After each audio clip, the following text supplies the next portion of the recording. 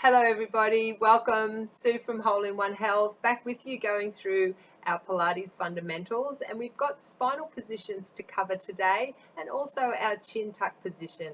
So let's go back to the mat for this one, and if you lie down on your mat with your knees bent, feet hip distance apart, shoulders are just relaxed down alongside with the arms relaxed down too, and just let yourself settle here through that lower back area and get a sense of the shape that you have in that area.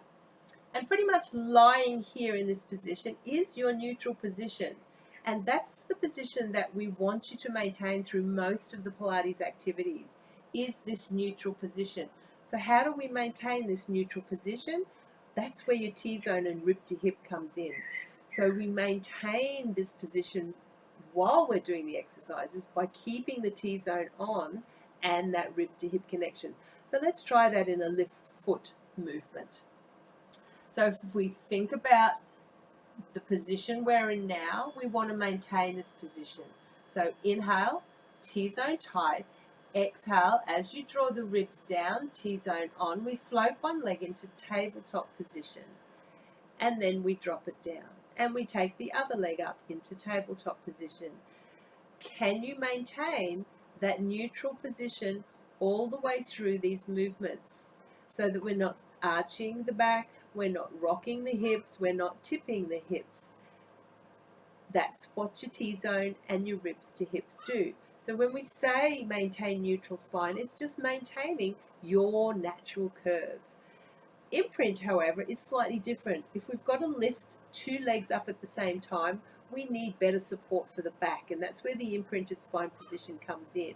So the imprinted spine position is we engage into that T-zone, but we draw that belly down even stronger. We actually get a little bit of a tipping action through the pelvis, but the tailbone doesn't come up. So get a sense I'm not lifting through the tailbone.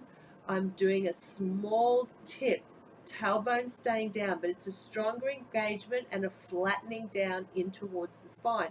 So let's try this in tabletop, because both feet come up off the floor in tabletop.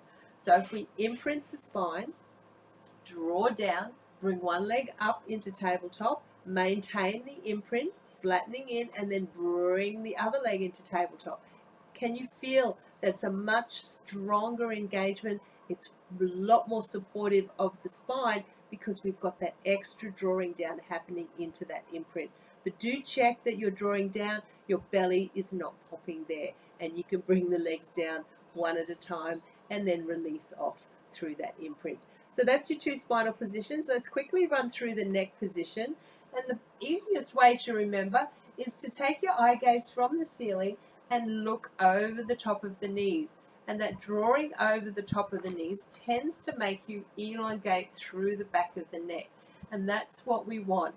So from a head up position tends to make us tip the head back. So we want to take the eye gaze over the top of the knees and we draw into that chin tuck position. So we're long through the back of the neck, chin is drawing down, and that position there, when you then lift the head off the floor, keeps a lot of tension out of the neck. Because if you think of drawing into the neck here, it's a much easier position for the neck to be in than keeping the head back here, way more tension through that neck. So keeping that back of the neck long as we do any kind of lifting movement will keep tension out of the neck and will also help strengthen up those neck flexors as you progress through the classes as well. So that's it. That's our final fundamentals. So revise all of those fundamentals that I've put up on YouTube for you, and stay tuned because we'll be starting some little class flowing movements using all of those fundamentals very soon. Have a wonderful day. Bye now.